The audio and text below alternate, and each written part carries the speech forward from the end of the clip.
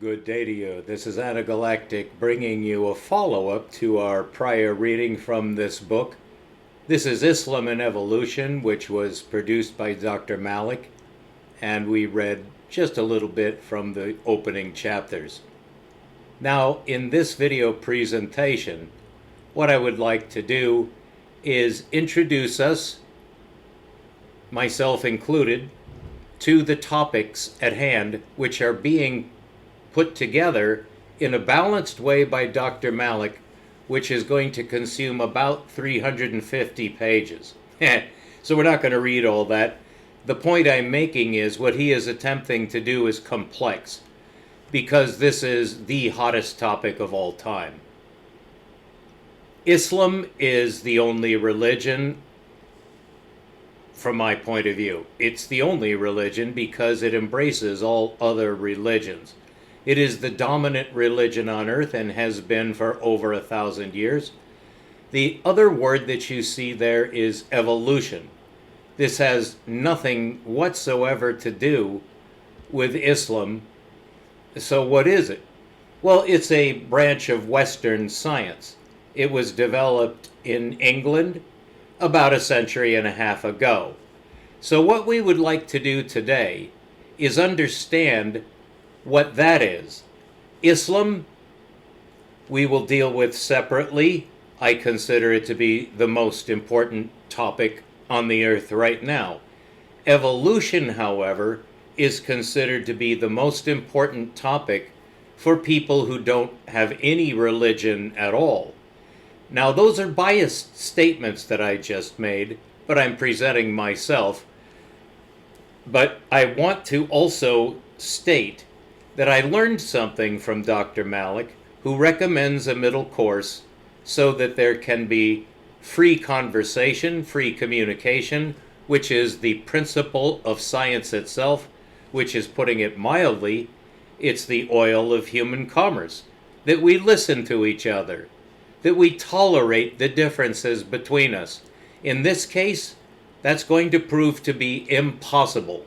There can be no agreement between these two topics. And I'll show you why, but not from the point of view of revealed religion. That's a separate topic. What we're going to do today in this video is define what is evolution. I know from 50 years of experience with dealing with evolution, as the enemy of evolution, that's what I represent. I represent revealed religion. I do not represent pseudoscience. I don't represent Western science.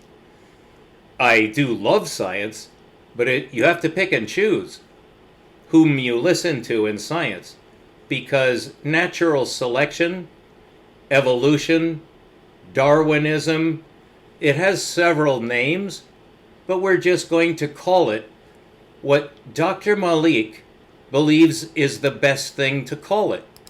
And that is a theory of change. You don't want to be using trigger words with emotional people or disturbed people. Anybody who believes in evolution is disturbed, and you need to treat them that way with kid gloves. You don't want to offend them. In fact, if a person isn't sure, they're asking you what to think about evolution or religion, you need to be sure that you don't offend them. Now, in a debate, which this is, it's widespread. It's very important to know both sides. Otherwise, why are you trying to communicate? It would be due to hatred. And that's really not, that's not conducive. So in order to treat evolutionists fairly, it's extremely important to meet them on their own terms, to corner them, to make sure they know that you know what they know. Because a lot of miscommunication arises because one side believes that the other side is not listening and is just running roughshod over them. And it's all too often true. So what I'd like to show you is this very simple diagram. It's really an outline where at the very top, instead of saying evolution or Darwinism or natural selection, all of which are trigger terms, what you can say instead from either side is a theory of change. Or you could even say the theory of change, where it's implied the theory of change of what to what. That's the second line down. That's the term that I use. And it is the correct term. And it is the only correct term. Theory of change is not specific enough, because that could be the theory of change of anything. But speciation, it's a theory of speciation. And this is a brand new theory that just appeared only about a century and a half ago. We're going to go through this outline swiftly but comprehensively, so you know what is being stated by the enemy. Now, you may not be on my side. You might be someone who believes in evolution. I've met very few people who do not believe in evolution. Everybody does that I've ever known. But I wish I had known what Dr. Malik taught me today. Is the right word to use is speciation, because you're not stepping on anybody's toes. Also, you have an advantage. You force them to halt because they haven't heard that term. They're not familiar with it. Because usually these people don't actually know. Well, you can't know a lie. That's an old saying. You can't know a lie. You can only pretend that you know.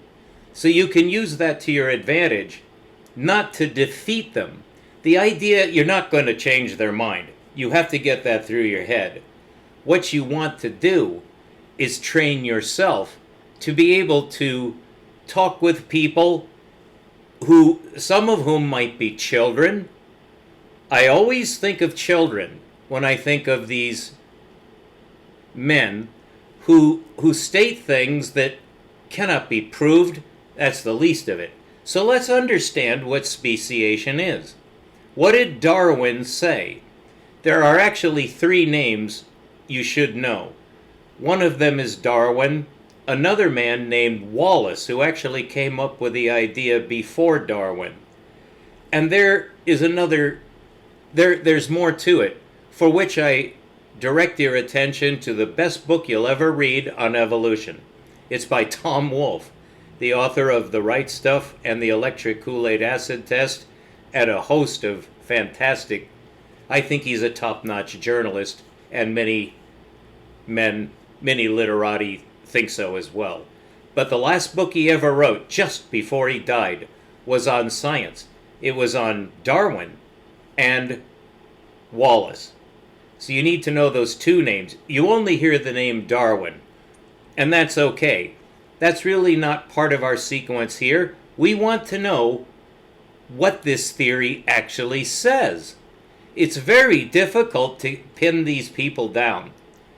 They talk about millions of years and gradual pressure and the change of one species into another.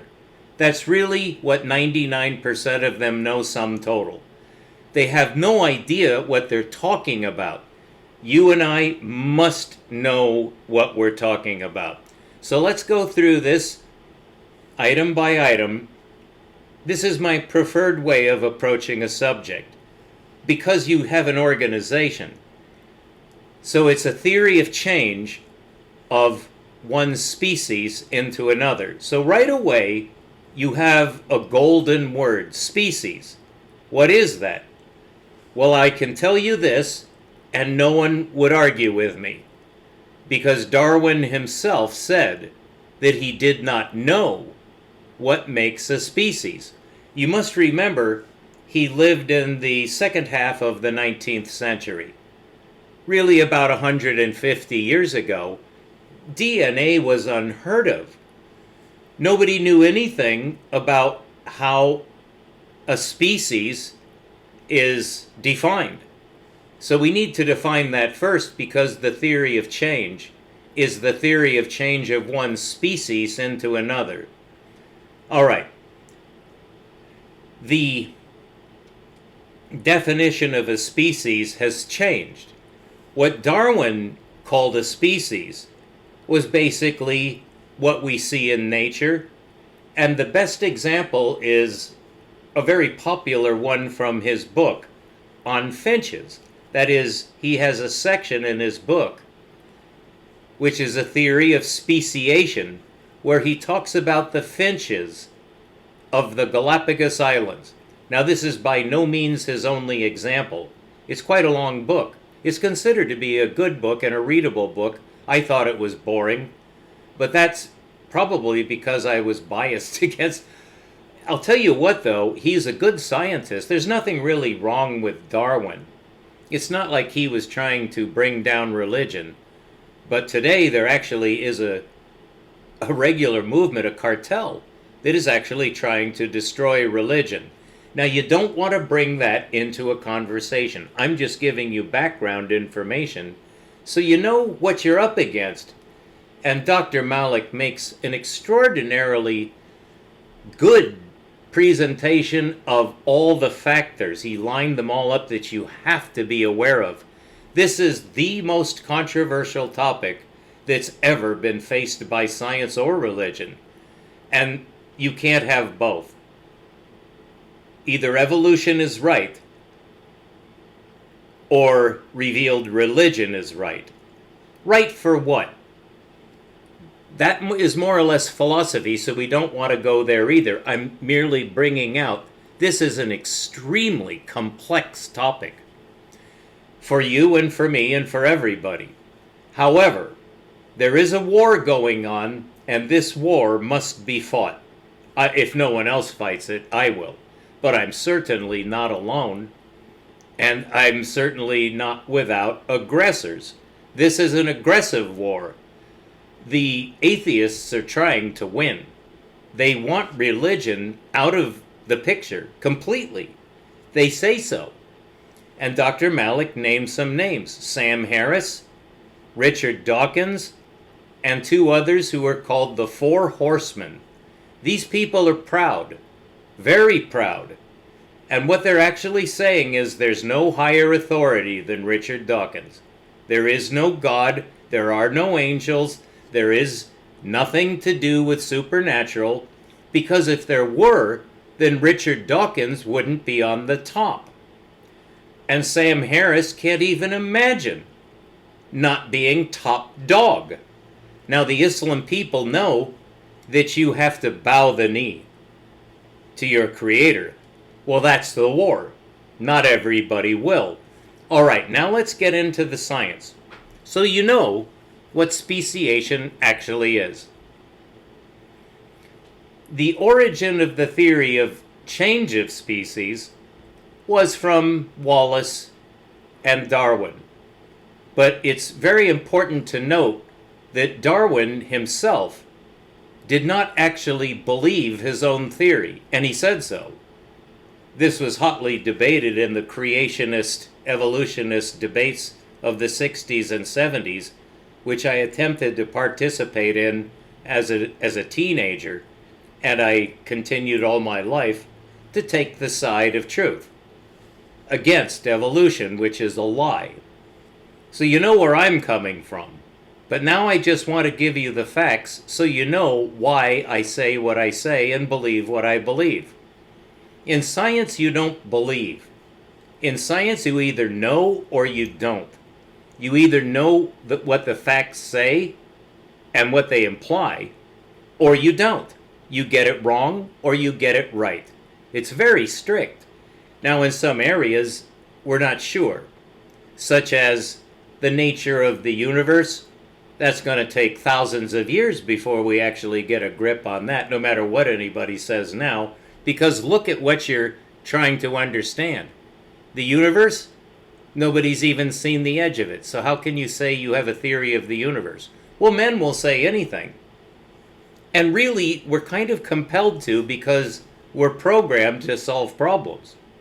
So this is a divine prerogative. We're following the will of heaven by trying to understand this. All right. The origin of the theory was very simple. And this is not referring to the men, it's the idea. What was the brand new idea? Before Wallace and Darwin came out with their scientific proposition of speciation, it was unknown why there's so many animals and plants, and why man is different, if indeed he is.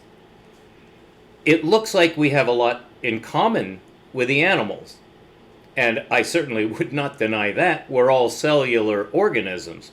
Well, you can extrapolate on that scientifically, and it occurred to Darwin and Wallace at about the same time, and it really was quite a race to see who would get published first. Darwin won, but it was actually a tie. It's just you never hear about Wallace.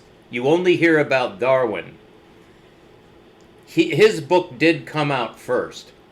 So Darwin stated that speciation is the continuous complexification of the ecology in terms of the kinds of creatures. That essentially it came from a very simple origin. The way Darwin put it, according to Tom Wolfe, is just a few amoebas floating around in some soup. This is actually what I was taught in school. You may think, well, that's how does that begin to get more complex?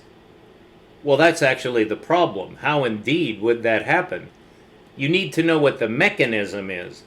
So going down this list, we have the origin of the theory, which was that species emerge from simpler species.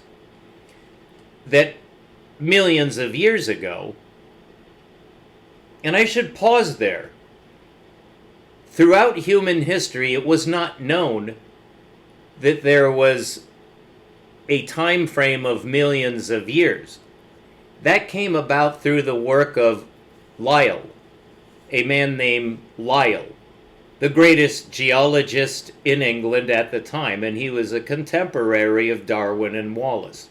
And he wrote a monumental treatise, which is still considered to be a classic, but he's the one who introduced the idea of millions of years, because from studying geology, he believed that he was able to show that the Earth is millions of years old.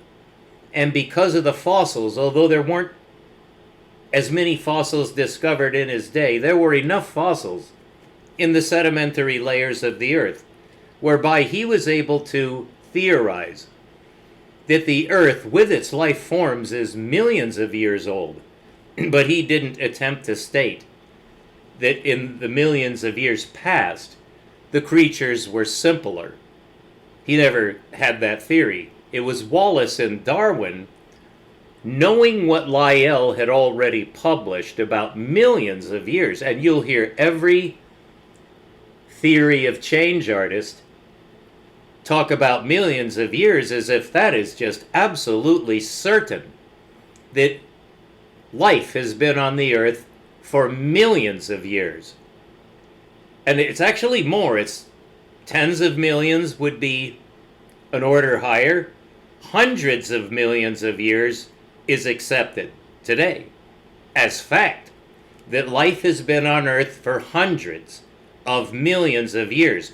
Well, that gave the clue to Wallace and Darwin that if the life forms have been around that long, that's enough time for slow change of complexity, that you begin with simple-celled organisms. Single-celled organisms is how the theory is stated every time. And then there became more complex organisms, multiple-celled organisms, foraminifera. And then you get small creatures that live in the ocean. There was a transition where they emerged onto the land, speciating the whole time. So you would have one species at first, and then hundreds, thousands. You know how many species today there exist?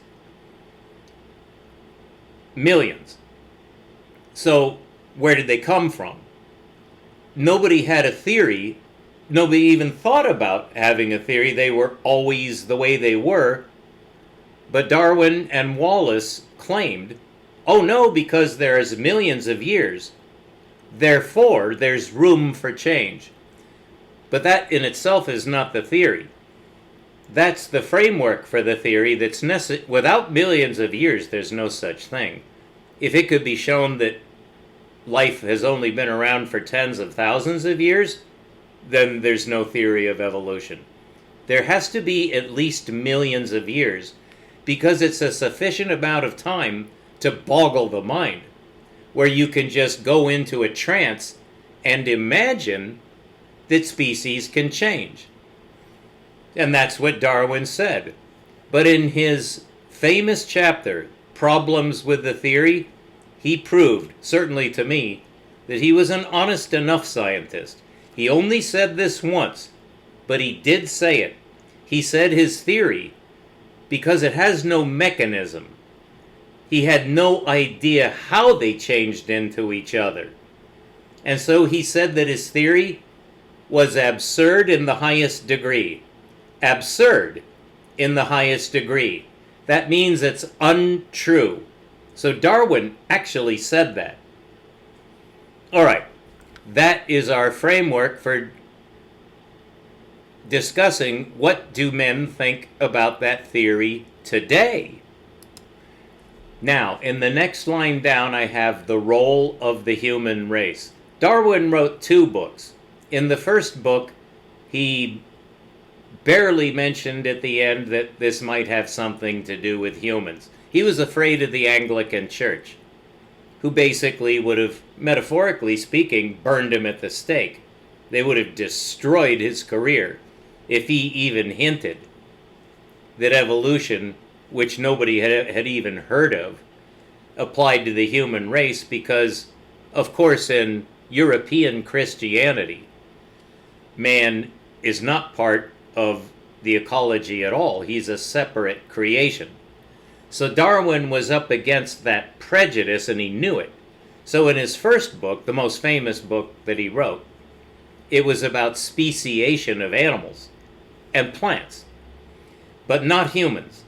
He only mentioned at the very end of his book that it might involve humans, but he didn't commit.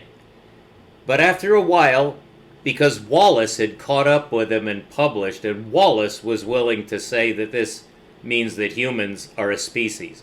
So Darwin published another book where he tried to catch up with Wallace, who was getting all the attention all of a sudden. And of course, the whole name of the game back then was to get attention. That's how you got money. Nothing has changed. That's why you have men like Dawkins and Harris who claim they're atheists, because it gets a lot of attention, because it flies in the face of European Christianity, which American culture inherited. So there's been this conflict ever since.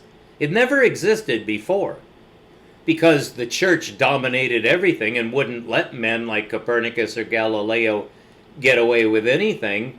It went against European Christianity according to the Catholics. So we all hate that. That's why there's separation of church and state today. But the role of the human being was not part of Darwin's original theory, nor in fact part of Wallace's original theory. Humans were not part of the theory. But by the time Wallace and Darwin died, humans were part of the theory, because you could say that it makes sense that humans evolved the same way as the most complex creature of all. We're not the largest. There's whales and elephants, etc. But we are obviously the most evolved. And again, Tom Wolfe's book, The Kingdom of Speech, you have to read it if you want to know all the details of what I'm telling you in an outline. So the role of the human race is development out of the theory of speciation. But of course, it's become the most important aspect of the theory because it affects our view of ourselves as humans. Are we indeed descended from the ecology in the sense of having speciated out from simpler species? That's the whole theory. Is how come there are so many species? Right now there are millions. And now you need to know what Darwin did not know. He did not know the mechanism, and that's the fifth line down. Over here we have the theory of change, which is speciation. Then we just talked about the origin. It's only 150 years old, and the human race was never part of the original theory. And then Darwin admitted he didn't know the mechanism. Wallace basically conceded he didn't know the mechanism either, because if they could have figured out the mechanism, they would have published it. They had no idea. And why not? Nobody even knew how one creature emerges as a new generation. It was still thought, I'll just say it was dying out, it was still thought that creatures came from spontaneous generation. It had only been a century since that theory was, because you could see there's dung and then one day there are maggots. Well, nobody knew that flies lay eggs, and nobody knew that when flies mate, that's the transmission mechanism at that scale. There has to be sexual recombinant DNA, and that's the sixth line down. DNA was not discovered until the 1950s. An entire century later, the mechanism was discovered. That's the most important aspect of the theory. DNA. Because that's the transmission mechanism. Because if there's going to be change, speciation, where one generation produces a different generation, no matter how long it takes, it has to be by this mechanism. So we finally discovered it's a double helix protein structure of amino acids, as you know. We were taught this in school because it had just been discovered, at least in my generation. But you were taught it too. You know what DNA is. Certainly in general, you know what it is. But I can tell you what science now knows about it. It is the transmission mechanism of the species. So all 1 million species create the new generations one after the other by exactly the same mechanism, both in the sense of a single species always doing it the same way, generation after generation. It never changes. Now the theory is, yes, it can change, but the fact is we've never seen it change. So that's where geology comes in with the fossils, because the fossils indicate that this is another theory. So it does get a little complicated here, because now we're not dealing with the mechanism. So I'm just going to drop that, because I'll bet you already know that the sedimentary layers, for whatever reason, show that there are simpler and simpler forms of life the further deep you go in the sedimentary layers. There are two explanations for that, and one of them has to do with how sedimentary layers get laid down and how fossils get preserved at all. It's very difficult to create a fossil. When an animal dies on the face of the earth, it's gone in no time. It's dissolved. There's nothing left. It would have to be buried, and it would have to be buried very quickly. Well, you know, that's catastrophism. Well, Lyell, I'm not sure actually how that's pronounced, in his great work in geology, talked about uniformitarianism, where for millions of years things are gradual. So he simply stated that the fossils are covered up.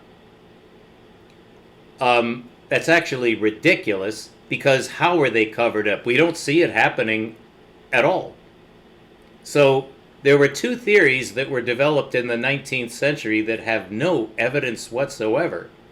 One is uniformitarianism gradualism, whereby and the important aspect of that is how do you explain that there are fossils?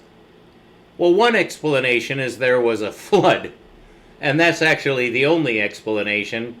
But you see, that's a trigger topic, because now you're talking about Noah's Ark and myths and things that this is the trigger that now there's a barrier between you, so you don't want to say that, even though you know it's true. The person you're talking with does not know it's true, that there was a flood. There had to be, or there couldn't be fossils. There's no other way to make fossils. Fossils are never found in igneous rocks, that is volcanic rock. So they weren't buried by lava. Well, there's only one, and they're all in sedimentary layers, which means tons of water, with mud, rock, sand, silt, very quickly burying the animals. Well, that's actually in Wikipedia. That's known now. But no evolutionist knows it, even though it's in Wikipedia. There was a flood. Wikipedia says so. You can look it up. C-H-I-C, chick, X-U-L-U-B. Chicxulub. It's actually an Aztecan word. Chicxulub is a place in the Caribbean where the earth was struck by a comet, and that produced a flood. That was discovered in my lifetime. So that's how the fossils got there. So that actually contradicts evolution. So that's no proof at all. But we really don't want to ever even bring that up, unless we're forced to. Because what we need to talk about is speciation. The fossils are indirect evidence of some theory or another. It actually proves the flood, not speciation, but that's called supportive information. The key to the whole thing is what is speciation. That was not known until the 1970s. Even though DNA was discovered, it took a while to figure out how it works. And I think you know. There's a locked code. And it's not in every cell in the body. So you can't transmit the change because of pressure. Because the only aspect of the creature that gets transmitted is from the gametes. An ovum and a sperm. That's universal on the face of the earth. Plants and animals. Well, there are some exceptions which are quite interesting, but they're exceptions. Of the millions of species, millions of them use sexual transmission, where two gametes come together and the DNA unwinds, and then the two strands that have unwound rewind. That's called recombinant DNA. So that's the mechanism of speciation. And that's the only mechanism. Darwin did not know that. We discovered it. And that disproves his theory. Because there's no such thing as mutation. Now you can look up mutation, as I have many times over the decades, to keep up. And it's just amazing what's said about mutation. Because that's the only method of speciation, is mutation of the DNA. And that is roundly admitted, but it's never been seen. In the 6,000 years of human history, there is not one single example of speciation. So if it did take millions of years, it stopped. You'll never hear any of the theory of change artists say that. But that's the truth. It stopped. So the only support for a fantasy, now you have to make something up. And that's exactly what is called neo-Darwinism. Because scientists deep down inside, they're not stupid. They know when they're facing a paradox. But you see, everybody accepts that there must be speciation. You know why? Because there's no other theory. And that's where I come in, because I know the answer. I know why there was speciation, but it didn't take millions of years. And it's not going on now. And it did not produce man. The finches are a genus. They're called genera. So you could say that there are fish, but then there are species of fish. There are birds, but there are species of birds. But actually there's a hierarchy of orders, where when you're talking about fish or birds, or at this level, it's called an order or a phylum. It really depends on your nomenclature. But when you get down to species, this is the locked code that makes a bluebird. Now, there may be more than one species of bluebird, in which case bluebird would be a genus. So it's a genus, species, but there's levels. Because fish, there's lots of kinds of fish. But there are classes of fish. And then finally there are genera of fish, such as the mackerel. There's more than one kind of, I'm not sure if there's more than one kind of mackerel, but I'll bet there are. There's more than one kind of almost anything, except the species. So you would say, if you included man in the sequence, that we're a single species. That would be Homo loquax. Homo loquax would be the creature that uses speech. That's Tom Wolfe's term. And that's 40 minutes. I hope that gives you a decent introduction to the topic of speciation. That it does not occur. There's no evidence for it at all. It doesn't occur. So Darwin was right in stating the problem in the theory. It's absurd. The example that he gave was the human eye. Actually, you could say any eyeball. How do you explain how that complexified even over millions of years? You can't. There's no way that that can happen because it's too much coordinated activity. It's not just improbable, it's impossible. So how did the species speciate? First of all, you have to know there was a flood. And then you would have to know how long ago it was.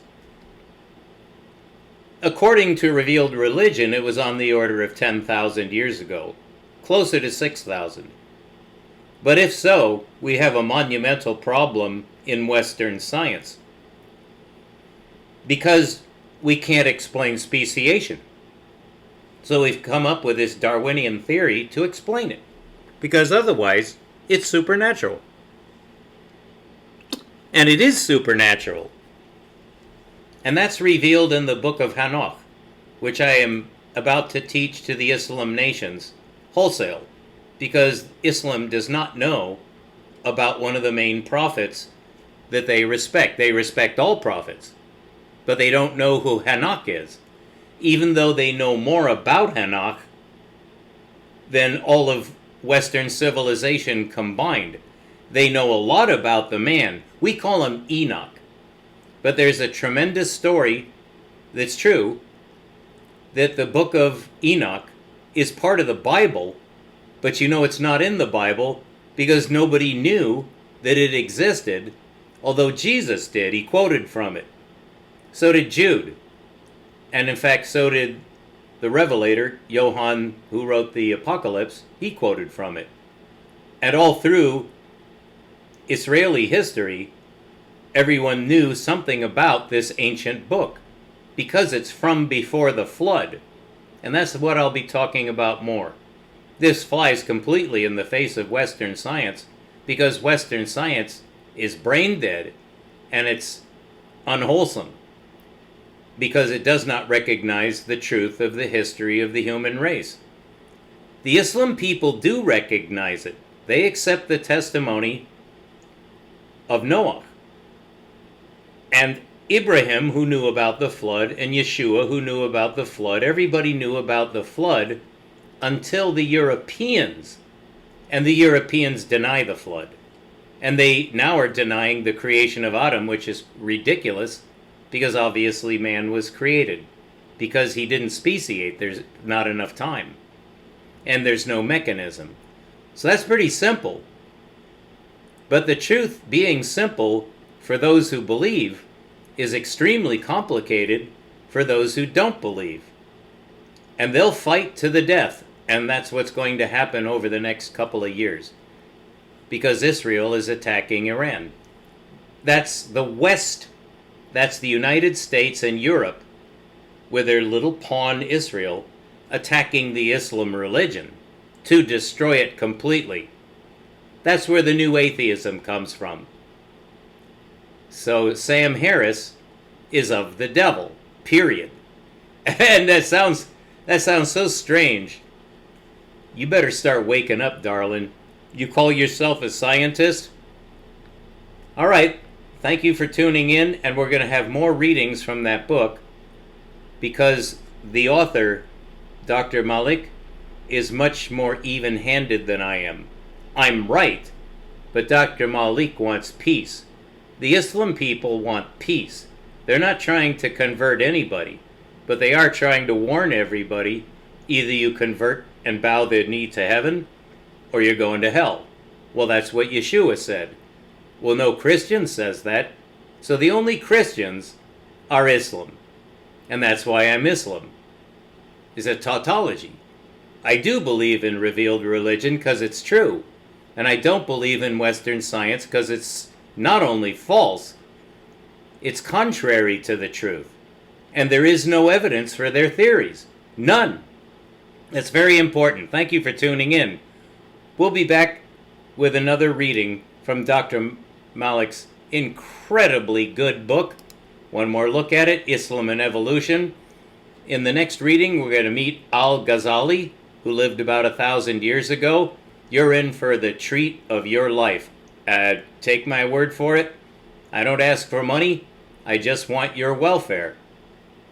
You don't believe that? Well, nobody else is going to do that for you. Thank you.